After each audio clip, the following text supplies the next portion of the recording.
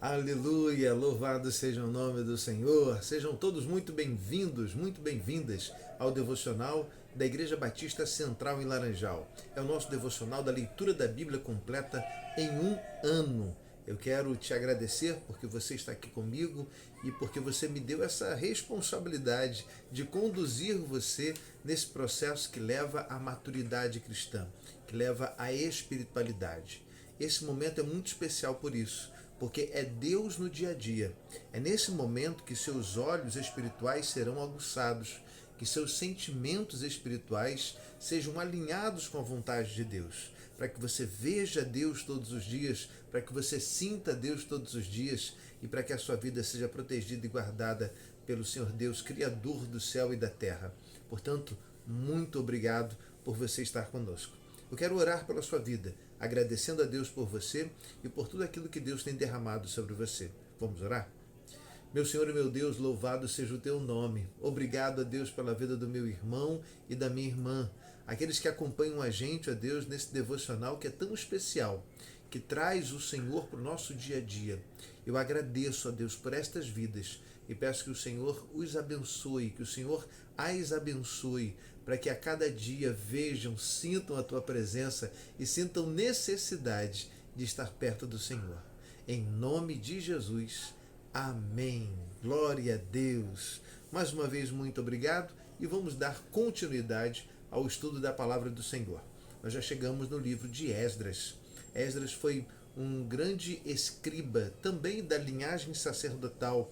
Ele é da linhagem de Arão, portanto um levita, mas ele também era um grande escriba. Qual é a diferença, né?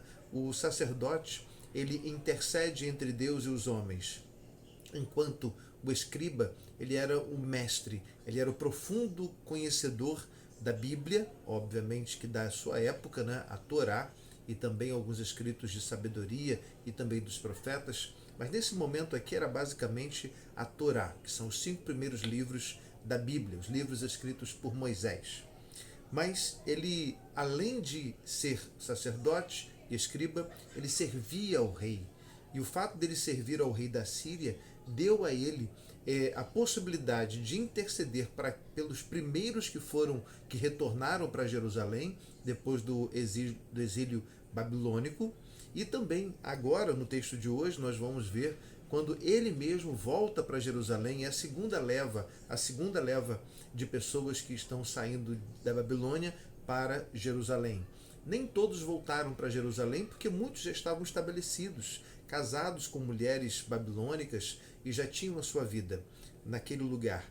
Mas aqueles que eram remanescentes, fiéis a Deus, eles queriam voltar para adorar ao Senhor.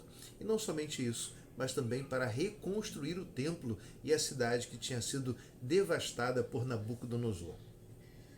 Então, Deus toca em primeiro lugar no coração do rei Ciro e ele envia pessoas, a primeira comitiva, para a reconstrução da cidade. Alguns historiadores, eles dizem que depois desses 70 anos de exílio babilônico, depois de 23 anos da primeira leva, ele libera a segunda leva, e junto dela aqui o nosso Esdras.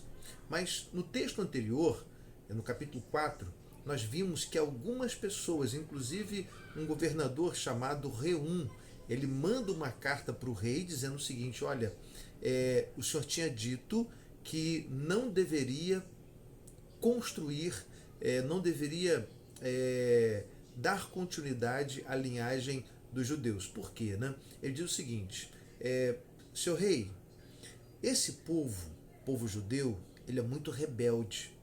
E por causa dessa rebeldia do povo, eles deram muito trabalho para os reis.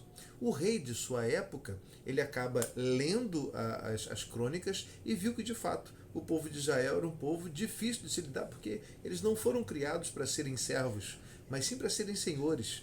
E eles de fato sempre buscavam a sua independência. Então o rei da época, ele diz o seguinte: olha, no capítulo 4 nós vemos aí eles parando a reconstrução do templo e também da cidade. Mas no capítulo 5 a coisa muda, né? Olha só o que diz no início desse capítulo. Ora, o profeta Ageu e o profeta Zacarias, descendente de Ido, profetizaram aos judeus de Judá e de Jerusalém, em nome do Deus de Israel, que estava sobre eles. Então Zorobabel, filho de Sealtiel, e Jesua, filho de Josadac, começaram a reconstruir o templo de Deus em Jerusalém, e os profetas de Deus estavam com eles e os ajudavam. Tatenai, governador do território ao oeste do Eufrates, Setar-Bozenai e seus companheiros foram logo perguntar a eles: quem os autorizou a reconstruir esse templo e os seus muros? Bem, a ordem do rei no capítulo 4 era exatamente para poder parar. Então, quando esses líderes viram que o povo estava desobedecendo a ordem, eles foram lá questionar, mas Deus, o rei da Síria não mandou vocês pararem com isso? Então por que vocês estão reconstruindo? Bem, então esses homens, eles enviam uma carta ao rei Dario. O rei da época era o rei Dario. E eles informam então que a obra tinha sido recomeçada à revelia daquilo que tinha sido ordenado. Olha só, né? Quanta fofoca, né? Como que a fofoca pode trazer tanto problema para a nossa vida? Mas, enfim, o povo que estava construindo também manda uma carta. E eles dizem o seguinte: olha, nós estamos aqui construindo um templo ao Deus Altíssimo, ao Deus majestoso. Inclusive, o rei Ciro, ele foi quem iniciou esse projeto. Ele entendeu que isso era algo sendo orientado por Deus. No verso 17, verso 14, diz assim: ele até mesmo tirou do templo da Babilônia os utensílios de ouro e de prata da casa de Deus, os quais Nabucodonosor havia tirado do templo de Jerusalém, elevado para o templo da Babilônia. O rei Ciro confiou a um homem chamado Sesbazar, que ele tinha nomeado governador. Ele disse: leve estes utensílios e coloque-os no templo de Jerusalém, e reconstrua a casa de Deus no seu antigo local. Então, existia a mão do rei da Síria, e foi o rei que dominou aquela região, depois de Nabucodonosor, uma pequena passagem de Belsazar, que era o seu possivelmente neto, uma breve passagem dele. O rei Ciro toma aquela cidade da Babilônia, e o império todo, né? Toda aquela região ali. Aí, olha só a resposta. Verso 17. Agora, se for do agrado do rei, que se faça uma pesquisa nos arquivos reais da Babilônia, para verificar se Ciro de fato emitiu um decreto ordenando a reconstrução da casa de Deus em Jerusalém. Aguardamos do rei a decisão sobre o assunto. Essa ainda não foi a resposta. Foi exatamente o pedido dos sacerdotes, dos líderes que estavam reconstruindo o templo, para que o rei pudesse observar e ver nos autos o que tinha sido feito, né? Desculpa. Capítulo 6, verso 1. O rei Dario mandou então fazer uma pesquisa nos arquivos da Babilônia, que estavam nos locais em que se guardavam os tesouros, e encontrou-se um rolo na cidade de Ecbana, na província da Média, e nele estava escrito o seguinte, que Dario comunicou: no primeiro ano do reinado do rei Ciro, promulgou um decreto acerca do templo de Deus de Jerusalém nesses termos. E ele fala sobre a questão da autorização para a reconstrução e ainda a provisão de alguns itens para que isso pudesse ter continuidade. No verso 6 diz assim: agora então, Tatenai, governador do território situado ao oeste do Eufrates, e Setar-Bozenai, e vocês, oficiais dessa província, amigos deles, mantenham-se afastados de lá. Verso 7. Não interfiram na obra que se faz nesse templo de Deus. Deixem o governador e os líderes dos judeus reconstruírem esse templo de Deus em seu antigo local. Ele vai além. Ele diz o seguinte: se alguém se opusesse à construção do templo, que deveria ser morto. Ele pega pesado realmente. E ainda custeia algumas despesas para que o templo pudesse ser construído. Bem, então chega ao tempo em que o povo consegue reconstruir o templo e existe então a dedicação, verso 14. Dessa maneira, os líderes dos judeus continuaram a construir e a prosperar, encorajados pela propagação, pela pregação dos profetas Ageu e Zacarias, descendentes de Ido. Eles terminaram a reconstrução do templo conforme a ordem do Deus de Israel e dos decretos de Ciro, e Dario e de Artaxerxes, reis da Pérsia. O templo foi concluído no terceiro dia do mês de Adar, no 6º ano do reinado de Dario. E uma vez o templo reconstruído, a primeira festa que eles celebram é a Páscoa. Lembrando que a Páscoa para os judeus traz a ideia de libertação do poderio, do poder dos egípcios através do faraó. Eles celebram então essa libertação. A nossa Páscoa, que somos cristãos, é Jesus Cristo, tá? Ele inaugurou a nossa libertação do inferno. Foi Jesus que cortou lá a fita, inaugurando assim o reino de Deus para todos aqueles que o recebem, que se arrependem dos seus pecados e o recebem como Salvador. Verso 22 do capítulo 6. Durante 7 dias eles celebraram com alegria a festa dos pães sem fermento, pois o Senhor os enchera de alegria ao mudar o coração do rei da Síria, levando-o a dar-lhes força para realizarem a obra de reconstrução do templo de Deus, o Deus de Israel. Houve alegria no coração do povo porque o templo estava erguido e porque eles teriam a liberdade de celebrar a festa do Senhor, a Páscoa, a festa da libertação, no templo. Irmãos, nós precisamos incentivar o nosso coração a se sentir alegre diante dessa grande bênção que é de nós adorarmos a Deus, termos liberdade de adorarmos a Deus.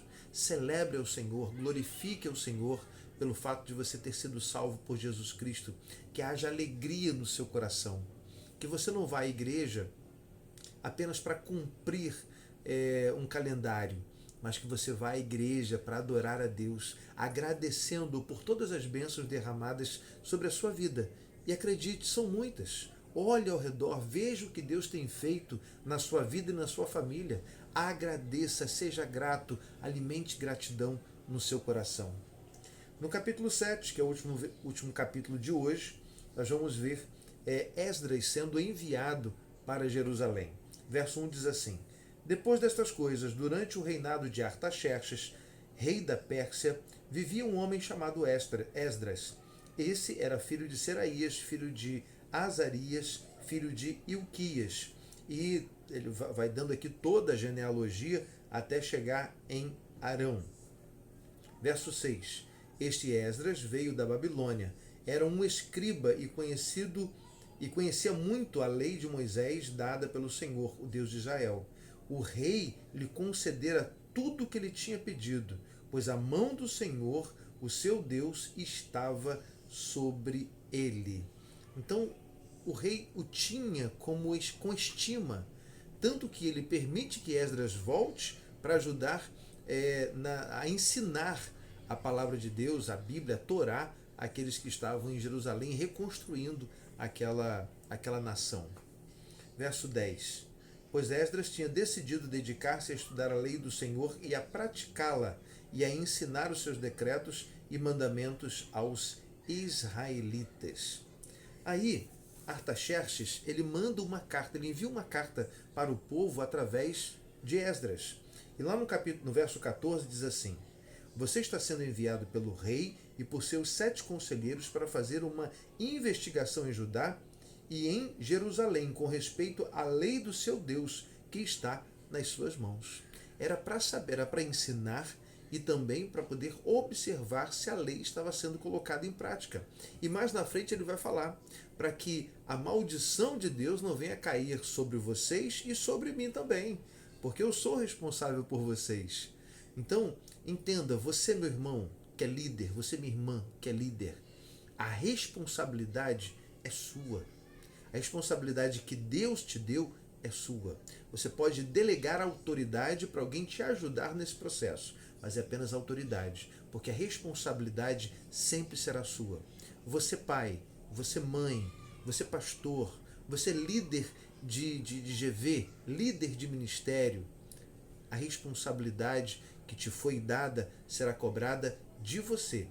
Não tem como você passar para outra pessoa. Você pode dar autoridade para que alguém te ajude a cumprir a sua responsabilidade, mas a responsabilidade sempre será sua. Ele continua falando sobre o que ele mandaria para que pudesse entregar ao Senhor como oferta. E lá no verso 25 diz assim: E você, Esdras, com a sabedoria que o seu Deus deu a você, nomeie magistrados e juízes para ministrarem a justiça a todo o povo do território situado ao oeste do Eufrates. A todos que conhecem as leis do seu Deus, e aos que não conhecem a lei você deverá ensiná-los. Aquele que não obedecer a lei do Deus de vocês e a lei do rei seja punido com a morte, ou com o exílio, ou com o confisco dos bens e com prisão. Esse era o mandato, era a ordem do rei Artaxerxes, que era o rei da Pérsia nesse período, né? E tomava conta também de toda aquela região ali da Mesopotâmia. A palavra Mesopotâmia quer dizer Mesopotamos, era a região que ficava entre o rio Eufrates e o rio Tigre. E porque ficava entre dois rios, aquela região era muito fértil. Era uma região em que a colheita era sempre muito farta. Tudo que se plantava ali tinha resultado porque era um lugar muito farto. Bem, e no final, no verso 27, ele vai dizer assim: Bendito seja o Senhor, o Deus dos nossos antepassados, que pôs no coração do rei o propósito de honrar desta maneira o templo do Senhor em Jerusalém. Aqui Esdras falando, né, a respeito do rei Artaxerxes. Irmãos, a história do povo de Deus ela é completa de altos e baixos. Momentos em que o povo estava adorando a Deus e com isso prosperava, e os momentos em que eles duvidavam de Deus e passavam a seguir outros deuses, e o povo caía em declínio. E isso acontece também hoje. Se você, meu irmão, minha irmã, se você for fiel a Deus, aquilo que Deus tem falado ao seu coração, e se você for obediente e fiel ao Senhor, acredite, a prosperidade ela é certa. E mesmo que algo aconteça de forma contrária, acredite, é só para te fazer crescer, é para que você possa dar um salto maior. É mais ou menos como diz o ditado, né? Quem segue em frente, quando dá algum passo para trás, para tomar impulso para dar um salto maior para frente. Então que a sua vida seja assim, com fidelidade e obediência a Deus, sabendo que se você for fiel a Deus, até os reis pagãos, eles vão te ajudar, eles vão estar com você. Tem uma história muito engraçada, né, que diz o seguinte: uma pessoa mandou uma mensagem para o rádio dizendo que estava precisando de comida, porque estava acabando a sua comida. Alguém que servia a Satanás pensou o seguinte: eu vou fazer uma cesta básica, mas aquela bem recheada mesmo, uma cesta básica que de básica não tem nada, e vou enviar para essa pessoa. E vou mandar um recado dizendo que foi o diabo que mandou levar. A pessoa recebeu a cesta. Quando foi abrir lá a dedicação, ela começou a glorificar a Deus. E assim, a pessoa que mandou em nome do diabo, ele não entendia, né? Porque ele queria afrontar. Até que a pessoa que recebeu a cesta, ela falou o seguinte: olha, Deus é Deus. E ele é tão poderoso, que quando ele manda, até o diabo obedece. Então, irmão, olhe para a sua vida, olhe para aquilo que Deus tem falado com você e seja fiel a Deus. Porque quando Deus quer alguma coisa, até o inimigo obedece, até o diabo obedece. Existe um grande teólogo que ele diz o seguinte, né? Que o diabo é como se fosse um cão feroz, mas na coleira de Deus. Então saiba que tudo vai concorrer para o seu bem se você estiver fazendo a vontade de Deus. Até mesmo as coisas ruins que podem acontecer, elas servirão para que você chegue mais perto do Senhor. Então, Que Deus te abençoe, que te dê um dia maravilhoso, que este seja um dia especial. E o meu desejo é que todo tipo de necessidade que você possua, que Deus possa satisfazer. Assim como ele satisfez a necessidade do povo que queria reconstruir o templo e a cidade, e ele moveu reis, rei Ciro, Dario, Artaxerxes, para que pudesse ajudar nessa reconstrução, Deus vai mandar alguém também para te ajudar nessa necessidade. Tá certo? Vamos orar então? E essa agora é uma oração de intercessão. Então, se você tem alguma necessidade, eu gostaria que você colocasse diante do Senhor agora e permita que Ele toque em você, permita que Ele trabalhe na sua vida e que grandes maravilhas aconteçam na sua vida e na sua família. Vamos orar? Meu Senhor e meu Deus, louvado seja o Teu nome. Obrigado a Deus, porque o Senhor nos escolheu para sermos vitoriosos no Senhor. E mesmo em meio às batalhas, nós conseguimos, ó Deus, te louvar, te adorar, te engrandecer, porque eu sei que o Senhor tem um propósito na vida em cada passo, em cada momento da vida dos teus servos. Ó Pai, eu quero clamar ao Senhor agora por aqueles que sofrem por doenças físicas, com doenças físicas. Que o Senhor cure, ó Pai, eu te peço. Aqueles que sofrem com doenças emocionais, eu peço que o Senhor traga, ó Deus, a cura para esse irmão, para essa irmã. Aqueles que sofrem de doenças espirituais, ó Deus, eu peço que o Senhor cure. E a doença espiritual é a pior delas, porque leva à morte eterna. Eu te peço, ó Deus, cure essas doenças espirituais e que haja, ó Deus, salvação na vida daqueles que ainda não se entregaram ao Senhor. Cuida deles, ó Deus. Cura seus corações, cura seus espíritos, ó Deus. Cuida deles, Pai. Pai, também quero colocar em tuas mãos o bairro Laranjal, a nossa igreja e todos aqueles que passam por necessidade, sejam quais forem, que o Senhor os abençoe e os guarde. Cuida, Pai, de todos nós, pois nós nos colocamos em tuas mãos, para que seja feita a tua vontade, não a nossa. Em nome de Jesus. Amém. Glória a Deus. Mais uma vez, muito obrigado. Que Deus te abençoe e te conceda um dia maravilhoso na presença dEle, porque você é muito especial para Deus. Um forte abraço e que a graça e a paz do nosso Senhor Jesus sejam sobre a sua vida, hoje e todo sempre. Amém.